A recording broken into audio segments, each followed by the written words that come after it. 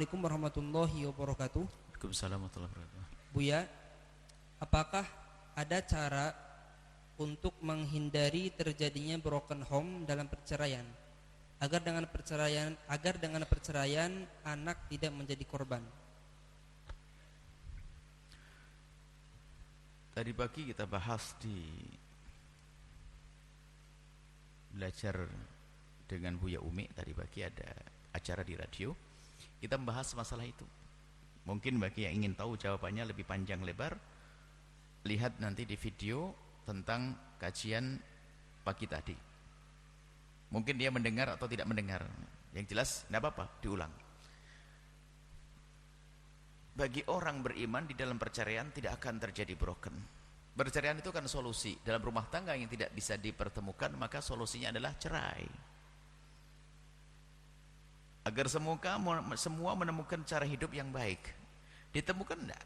Ini bukan berarti jelek dan jelek, tidak. Bukan berarti satu jelek satu baik, tidak. Bisa baik dan baik tapi tidak bisa bertemu. Kisah orang yang sangat dicintai Nabi, Sayyidina Zaid bin Harithah dengan Sayyidah Zainab. Orang-orang mulia, orang baik semuanya dinikahkan Nabi. Tapi tidak ada kecocokan dan dicerai. Tapi tidak ada perceraian lalu terjadi permusuhan. Imsak bima'ruf atau tasrih bi ihsan. Kalau terjadi perceraian, maka bercerai dengan cara yang baik. Kalau harus berkumpul-kumpul yang baik, kalau sudah tidak baik dan tidak bisa diselesaikan, berpisah dengan cara yang baik. Apalagi di saat di bawahnya ada anak. Lah broken itu terjadi karena nggak kenal kemuliaan dia. Sudah cerai mau bermusuhan, kok ada? Mau dendam dan sebagainya, nggak ada artinya dendam. Maka sederhana, kalau memang terjadi perceraian, ketahuilah bahwa anakmu adalah anakmu. Jangan kau rusak anakmu. Maka tugas orang tua yang telah bercerai adalah menjadikan anaknya anak yang bisa berbakti pada orang tua. Maka kaidahnya sederhana. Sebagai seorang mantan istri, bagaimana di hadapan anaknya? Ajari anakmu wahai istri agar bisa berbuat baik dengan bapaknya. Sebab sampai kapanpun bapaknya adalah bapaknya, tidak akan terpisah. Baik dan buruk tetap bapaknya. Kalau bapaknya baik, agar suri toladan dengan bapaknya yang baik.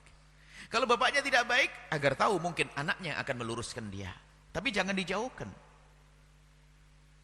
Sama seorang bapak yang baik pun demikian.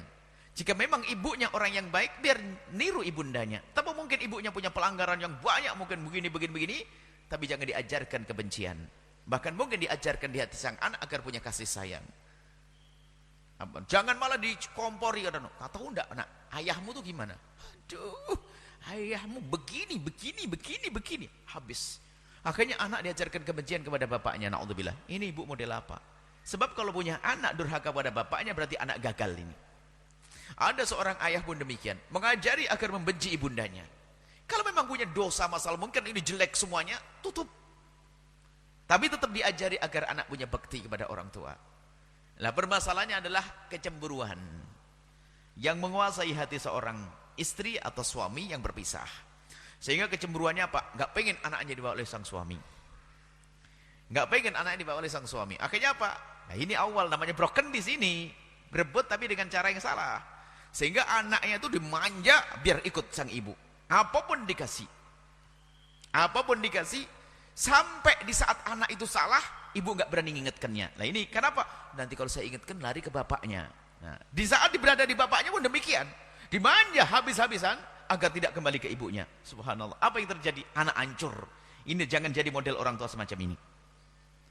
Jadi kehancuran bukan berarti serta-merta yang ditinggalkan. Kan ada orang tuanya tidak model orang tua yang tidak memperhatikan anak, ini hancur, iya. Tapi kehancuran bisa saja karena kasih sayang yang salah tadi.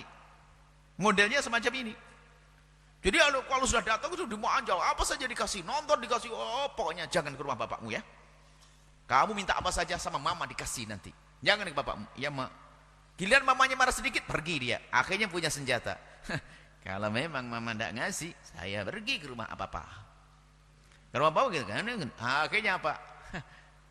Menjadi anak yang punya jiwa kotor, jelek, memanfaatkan kebaikan orang untuk kejahatan yang tersembunyi di dalam dirinya.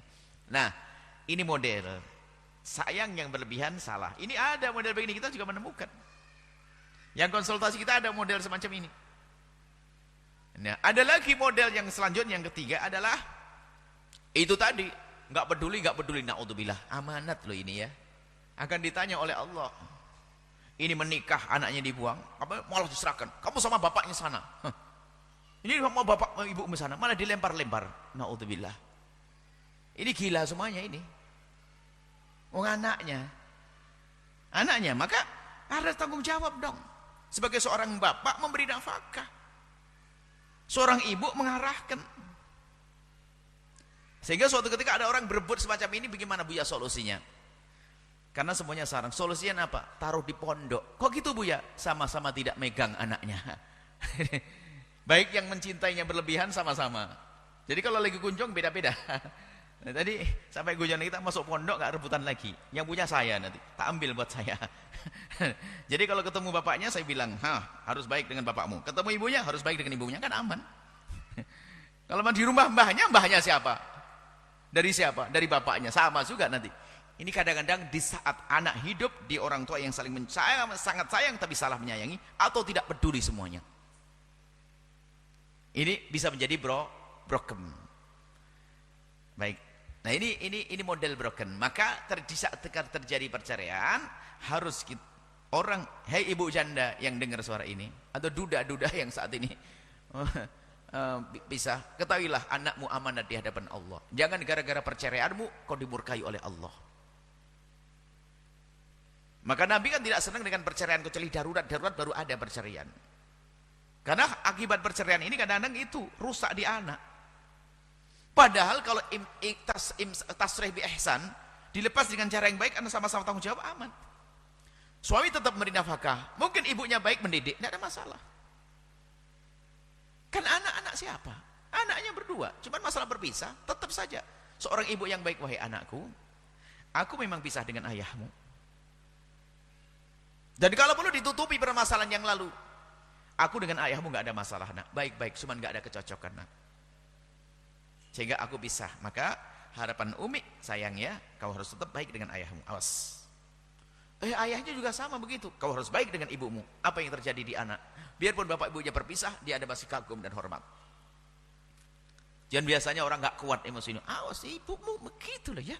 Bapakmu begitu ya. Akhirnya anak, ya Allah, aku punya bapak kambing, ayahku anjing. Kan caci maki semuanya, olo-oloan.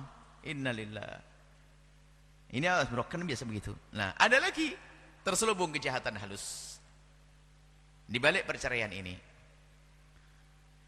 Seorang bapak memanfaatkan, karena mungkin mantan istrinya kaya dan sebagainya, anaknya dipegang oleh sang bapak, tapi bukan karena dia ingin merawat. Karena dia laki-laki jahat.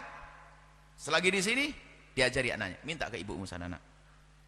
Nah, ada minta ibumu, sehingga minta ke ibunya, balik ke bapaknya. Ini ada, ini macam-macam kisah ini ada pada kita itu ada. Jadi memang dari awal orang bapaknya ini memang jahat, ini enggak benar. Jadi anaknya dijadikan alat. Ibumu mesti sayang kok. Nah, ini diajari. Untuk minta perlu ini dan sebagainya. Ini ada. Ada lagi istrinya, ibunya. Suruh minta yang aneh-aneh. Ibunya, kau minta ke bapakmu begini. Padahal bapaknya sudah ngasih nafkah, bilang kurang, nggak cukup. Padahal dimakan sama ibunya. Nggak cukup. Dia seolah-olah ini anak bukan anaknya sang ibunya, seorang anaknya bapaknya saja. Sehingga sang ibu tidak keluar sesuatu. Ini ada model semacam ini, ada. Dua model ini ada di masyarakat, ada. Hati-hati, tolong Anda di bagian yang mana yang janda-janda ini. Janda lah janda ahli surga. Segera, jangan sampai anak jadi korban. Ini ada. Seorang bapak manfaatkan anaknya, sengaja saya celentrehkan panjang lebar, karena yang datang kepada kami bermacam-macam model manusia. Ada memang betul anak jadikan kunci untuk nerobos ke. Ada minta ke mbahnya dan sebagainya. Karena anak itu di rumah bapaknya nggak pernah dimarahi. Namanya anak pengen nakal. Namanya anak kan macam-macam pengen. Oh, di rumah bapak bebas, di rumah ibu cerewet, ibu. Mending di rumah bapak. Bapaknya sudah nakal, baru diajak macam-macam, nonton yang enggak. Kan semakin rusak ini anak. Semakin rusak, semakin enak jadikan kunci untuk nerobos ke ibunya yang banyak duit atau mbahnya yang banyak duit. Sama sebaliknya, ada seorang ibu yang naudzubillah, seolah-olah anak itu bukan anaknya. Jadi bapaknya suruh, kurang nak, kurang. Apa cuman sebegini? Apalah minta lagi. Dan dia tidak pernah keluar sepeser pun.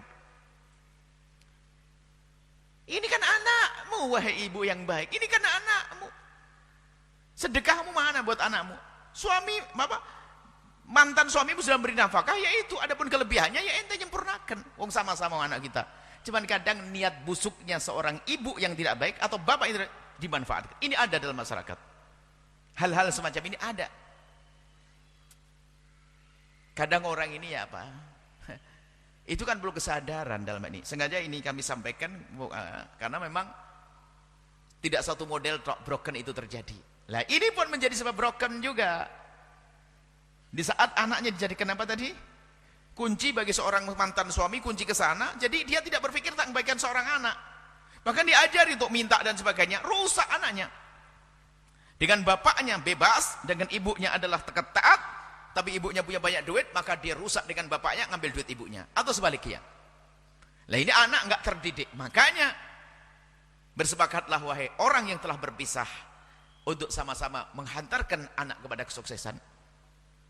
Ini ada model-model semacam ini. Kalau ya kesuksesan. Jadi tetap kita hantarkan. Kalau memang ternyata ada tarik-menarik, khawatir ada kecemburuan, ya kita hantarkan ke pondok saja. Sepakat dengan mantan suamimu, mantan abang manggilnya gimana? Pak, mari anak kita kirimkan ke pondok. Pokoknya anak kita pengen sukses. Soleh, oke. Biar tidak pada kamu, tidak di saya. Oke. Ya, ngunjungnya gantian. Nah. Atau pokoknya kesepakatan, anak harus sukses. Maka dari itu, perpisahan jangan jadi sebab kehancuran untuk dirimu dan anak-anakmu. Akan tapi jadikan perpisahan untuk belajar agar kita hidup lebih baik. Bukankah perceraian itu pendidikan. Sehingga kalaupun ada rujuk kembali sudah belajar. Ada orang setelah bercerai ingin rujuk. Permasalahannya apa dulu? Gini Bu ya. Sudah dibenahi belum? Belum. Ya sudah bercerai rujuk, cerai lagi nanti. Benahi dulu dong permasalahannya. Baik ini. Lah kalau memang sudah benar di dalam kita mengurusi anak nggak akan terjadi broken. Perceraian hanya berbeda tempat saja. Tapi pendidikan tetap searah. Dan kita menemukan banyak orang-orang berpisah tapi anaknya sukses karena memang orang tuanya baik-baik semuanya. Jadi selagi seorang suami ini yakin mantan, dia sadar ada seorang laki-laki Bu ya. Saya itu memang nggak bisa didik, jadi saya serahkan kepada istri saya. Cuman istri saya sudah menikah lagi, gimana Bu ya? Tapi dia benar nggak didiknya? Benar Bu ya. Ya sudah, kamu banyak terima kasih kepada suaminya. Sering kirim hadiah dan sebagainya agar semakin dekat dengan anakmu. Oh gitu Bu ya no. Tapi gimana Bu ya, bisa atau saya ngasih hadiah? Kasih hadiah no. Oh sudah kau cerai kok mantan istrimu. Kayaknya dia masih seneng ngelihat istrinya baik, enggak seneng. Memang lihat lagi ini enggak baik dia sadar saya enggak baik. Maka istri saya minta cerai, lalu gimana, saya masih ngasih nafkah, saya sadar pengen baik. Tapi gimana? Nah apa-apa, kau kirimi uang buat anakmu dan buat pembiayaan anakmu dan banyak terima kasih. Nah, biarpun orang nggak bener sadar istrinya baik, makanya dia sadar masih lumayan dia. Sudah nggak bener sok gaya rebutan, itu pasti yang dicari itu dibalik itu adalah akan jadikan mesin untuk cari duit. Hati-hati, kalau rebutan tapi nggak jelas. Maka sekali lagi kami ingatkan, kalaupun harus terjadi perceraian, jangan gampang ngomong cerai. Jika terjadi perceraian, tolonglah tasrih bi ihsan, berpisah dengan cara yang baik, jangan sampai terjadi permusuhan setelah itu.